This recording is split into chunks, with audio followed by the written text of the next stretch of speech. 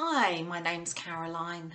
Welcome to my channel. I'm a humanistic integrative counsellor and I record videos on all sorts of topics that are hopefully helpful for you if you're either in therapy, thinking of going to therapy, don't want therapy, and yeah, just hopefully sharing some of my experience and hopefully some knowledge and training.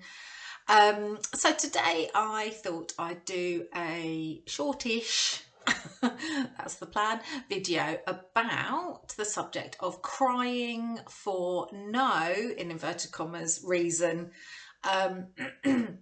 because this is something that I've come across with quite a few of my clients actually, and it can be really confusing if you are if all of a sudden you feel very, you may not even actually have a feeling per se, and some of my clients sort of explain that it's like their body just creates tears. They maybe don't have a feeling that they can associate with those tears, or not easily. And it can be that this crying just happens out of nowhere, or it seems to happen out of nowhere. So a client recently spoke about just watching something on TV. Watch something on TV, all of a sudden, nothing particularly sad or dramatic in any way, but all of a sudden just started crying, and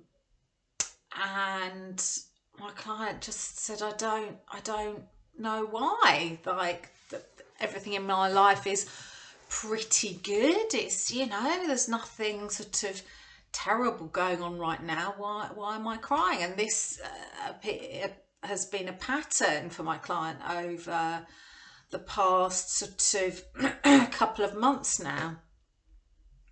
And so we spent some time talking about this in our session together. I will completely anonymise my clients, so there's no way you would be able to identify who they are. But what we started to look at was this idea that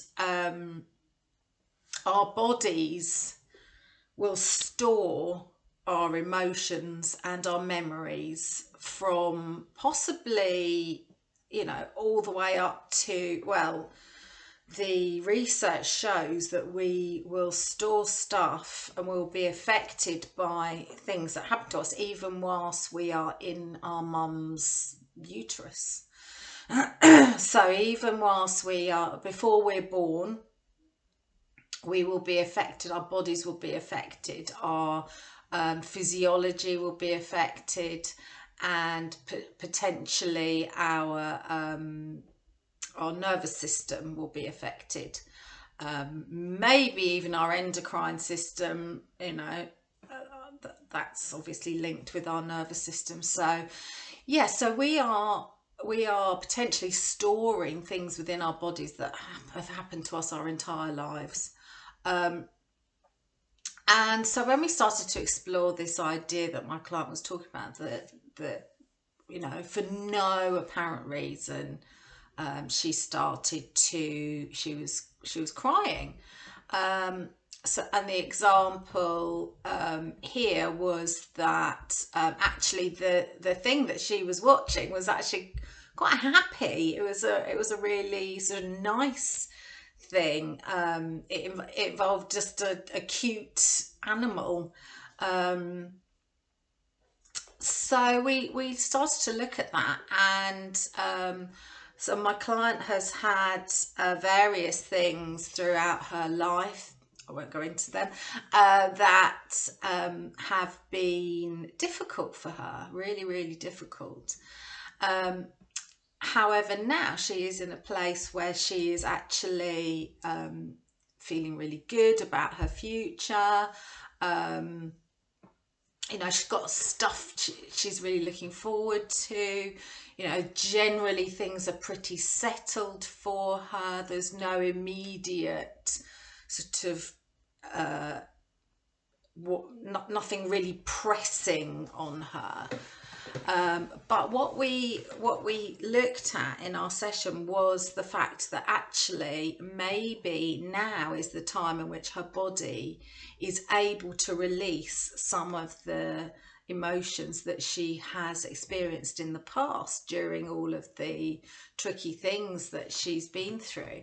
Maybe now she's feeling safe enough to let that out. And this is not something that our conscious mind will be in control of, because quite often our thoughts will and our conscious mind will try to distract us from our emotions. So she's had a lot of big things happen to her, and these have all been stored in her body. And what we were looking at was the idea that perhaps even the good things in her life that she's able to experience now, she wasn't able to experience them when she was younger, because she had so much other stuff she was coping with. And so good things now are making her cry.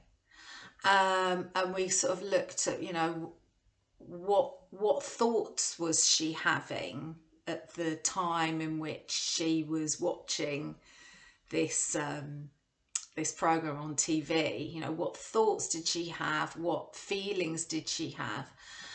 And she wasn't sure that she could find a feeling there, but the thought was, I wish I could have spent time laughing and enjoying myself.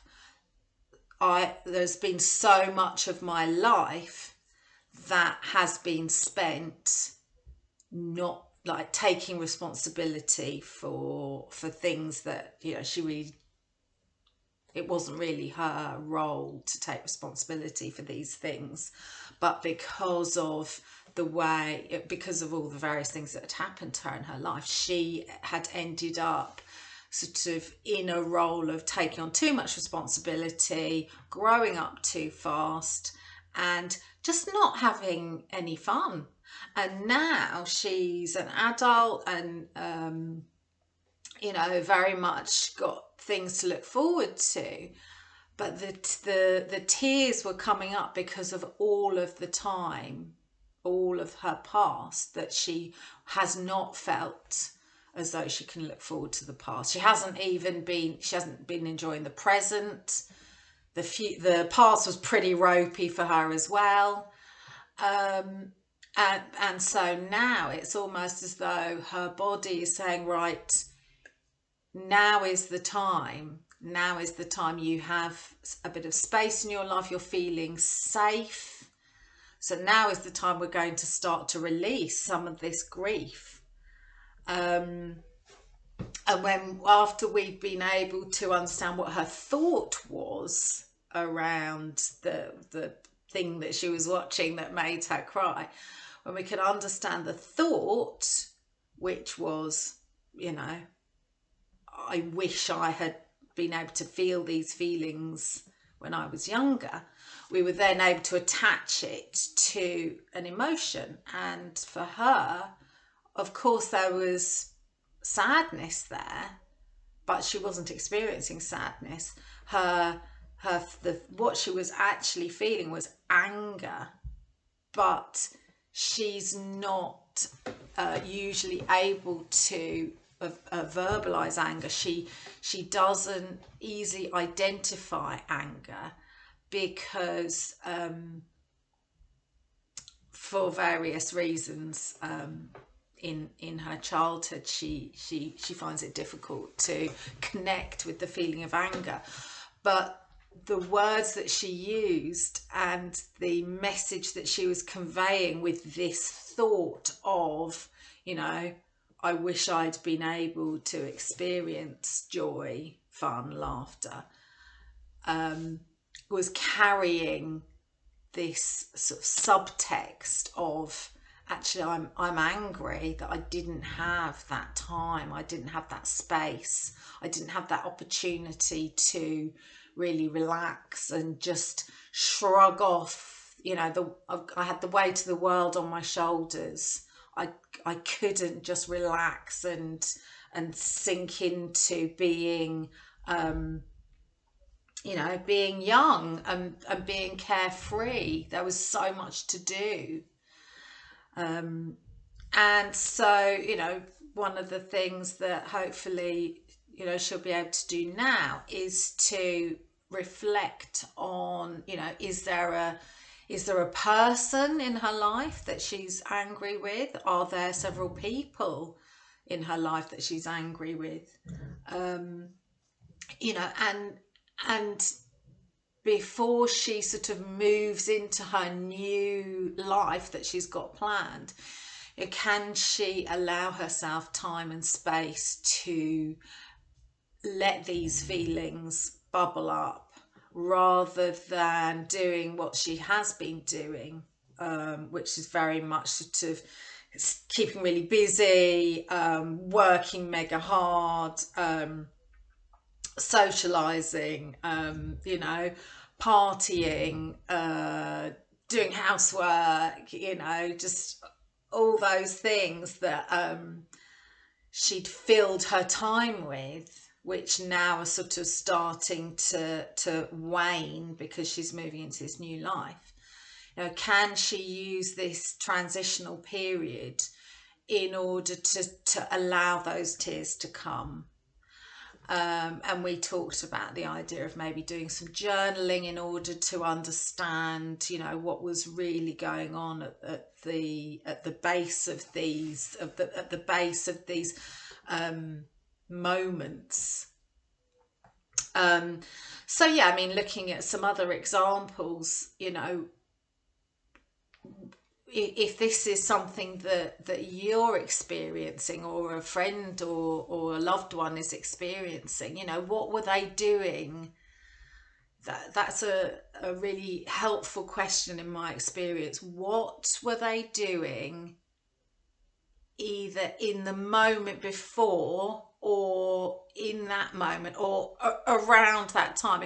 It's most likely going to be something sort of really quite sort of present for them.